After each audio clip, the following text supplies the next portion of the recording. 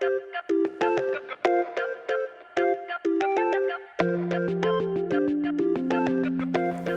everyone, today we have the pleasure of having Mr. Ray Girn joining us for the interview. He is the founder of Higher Ground Education. Well, welcome Ray. Thank you. Tell us a little bit about your role at Higher Ground Education. As you said, I'm the founder and the CEO, and I guess that means I have my hands in everything and I do a little bit of everything. I sometimes describe actually my job as coach of the New York Yankees because we have like such an amazing, incredible team of tremendously talented and passionate people, and you need a coach to kind of keep them aligned because they're just so full of energy and full of ideas. And so that's kind of sometimes the way I describe my job. But you can say I'm the custodian of the vision, make sure that we kind of stay true to our compass, and I dabble in everything, every corner of the organization to make sure that it's aligned to the mission. Mm-hmm. So they need a wonderful coach, but they also need a very clear mission. Mm-hmm. So the mission of Higher Ground is to mainstream and modernize Montessori. So how did you come up with that? I think that having had a lot of experience in education and in Montessori education, it became very clear to me that the world is full of it's tremendous talent and wisdom and community, the Montessori world, internationally, and yet it's not adding up, And so it was like less than 1% of children in the world receive what I'd consider even a decent Montessori education, and yet you have these waves and waves and waves of people that are passionate, fervent about Montessori. And I am one of them. I believe that Montessori is the answer to the problems in education, and so the kind of obvious mission for me, given what I had done in the past, was to take on that challenge, with the team of trying to bring Montessori to the children of the world. And then we have a lot of thinking about what that actually looks like in practice, but having built something in the United States, a pretty big Montessori organization, the next step for us was really to look across the world. Yeah. Mm-hmm. So you touched upon the work that you did before. So how does the work that you did before influence what you do right now?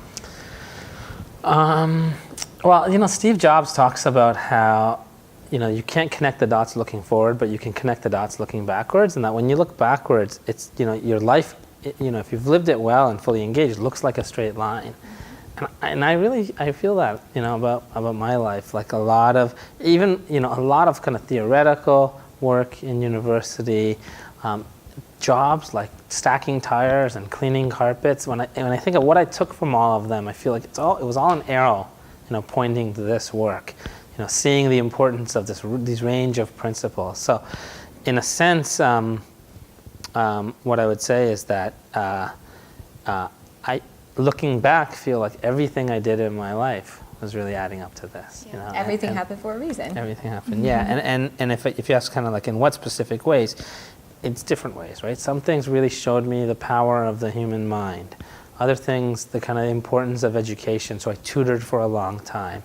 Other things, the importance of kind of building teams and liberating great talent to kind of do its work. I feel like each experience I had gave me a component of what I needed to do the work I'm doing now. Absolutely. So the work that you're doing right now, so what do you think are some of the biggest opportunities that you have right now, and what do you think success would look like? I think that the Montessori movement is like a parade waiting for someone to get in front and lead the way. Not in the sense of not giving people direction and telling them what to do, but in the sense of clearing the path. So the biggest opportunity is just building the systems and the tools and the processes and the trainings and the professional development that the Montessori world needs to have the type of impact that it can have. In terms of what success looks like, I would say success looks like the Montessori pedagogy being the default educational pedagogy in the world. the yardstick against which everything else is measured. So, the success looks like bringing it to every child, but absent that, it looks like it being the standard against which everything else is judged. Okay, so we talked about what the end state should look like, in your opinion. So let's discuss that a little bit more. How do you think Montessori will change the world? It's not Montessori that's going to change the world. It's the children who have the latent talent that are going to change the world. And so what Montessori is going to do is take this latent talent and problem-solving capacity that exists, in my view, in all human children, and liberate it. And in so doing, all the problems of the world are going to be open to, solutions, right? The human mind is incredibly capable of understanding problems, and working collaboratively to find solutions, and then solving those problems. And so I see the kind of Montessori pedagogy, spread and kind of accessible at scale as taking that potential of human children and turning it into an actual. That's great. So could you give us some examples of how Montessori, from your past experience, how Montessori has impacted and transformed children? Sure. If you think about, Maria Montessori says that a child in concentration is a soul saved. Right? And if you think about what a Montessori environment does, is it gives a child the space to concentrate, the environment to kind of develop, an acting and engaged self. And now think about all the children across the world. Think of the children that are in, states of kind of real disadvantaged kind of circumstances, that are in some that have kind of suffered through crises and trauma. Just putting them in a Montessori environment, it's not going to solve every problem, but it has this kind of self-correcting impact and kind of reorders their life and allows them to take charge again of their life. So, that's an example of someone that is bringing some baggage into, even as a 3-year-old, into a Montessori environment that has an environment that allows him or allows her to correct that. And then on the other kind of end of the spectrum is someone that's coming in with tremendous hunger and potential, and this environment allows them to develop that. That's wonderful. Yeah. So I'm very curious to see what Montessori means to me, so I need you to help me complete a sentence. Okay? Sure. To me, Montessori is? Everything. It is the hope and the salvation of the world. I love it. That's amazing. Okay, now let's look to the future. So I know you're working on many things. How do you? What's your vision for the work that you're doing and for Higher Ground as a whole, moving forward? With Higher Ground, what we're trying to do is build a platform that allows Montessori entrepreneurs and Montessori educators to practice their art and their craft. And so what that looks like in practice is first building out all the systems, all the processes, all the trainings, the sales training, the marketing training, the culture training, all the tools that are needed, including the inspiration that is needed, if you want to think of inspiration as a kind of need of a school. And then secondly, to then find the people already out there pursuing this work and empower them. Now, I think in the beginning it looks like schools that Higher Ground owns and operates, but over time my hope is, the indirect impact we have is even greater than the direct impact. And the analogy that I like to use is the analogy of the Montessori classroom. The Montessori classroom is a standardized environment that looks roughly the same all across the world. It's an environment where there's a kind of fairly consistent training, high quality training, for those that choose it.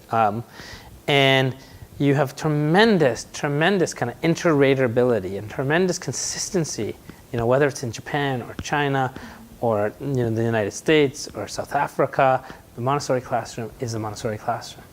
Why can't we do that for the Montessori school? Why can't we create a prepared environment for the manager, for the head of school, for the educator, in the way that Miriam Montessori created one for the child. I think that's possible where, because the other thing about the Montessori classroom is that every classroom, right, is its own community. And every Montessori guide feels like, this is my classroom, this is my community, or it's the children's community, but I am bringing it to life. They don't feel like this is something cookie cutter imposed on me. And yet it's so consistent. And so again, what if we could do that with school leaders and give them a methodology and a framework where it is their school, and the family and the children that attend the school, their school, yet they're able to rely on a back-end infrastructure that allows consistency and quality. Okay, that sounds very exciting. Yeah. Do you have anything else you would like to add? I think that, the one other thing I'd stress in terms of what I think Higher Ground is bringing to the Montessori world, we're a business, we're a commercial venture, is a kind of a value that we call mission without martyrdom. And this is sometimes sacrilege in Montessori, but when I talk to teachers, I sometimes like to say, it's not about the child. It's about you as a human being. What type of work do you find uplifting and ennobling and fulfilling and meaningful? And if you just take care of that need, if you do the work that you think is great work, there's a million ways in which that's going to elevate the children around you, because what the children need more than anything else is a shining example of what it means to live a full, authentic life. And so this idea of Montessorians don't need to be martyrs. They're missionaries, but they don't need to be martyrs. They can live full, rich, authentic, flourishing, prosperous, even wealthy lives. Is an idea that's important to me and that I hope to kind of bring to the community. Absolutely. Well, thank you so much. It's such a pleasure having you here with us today. Yeah, it's a pleasure being here. Thank you.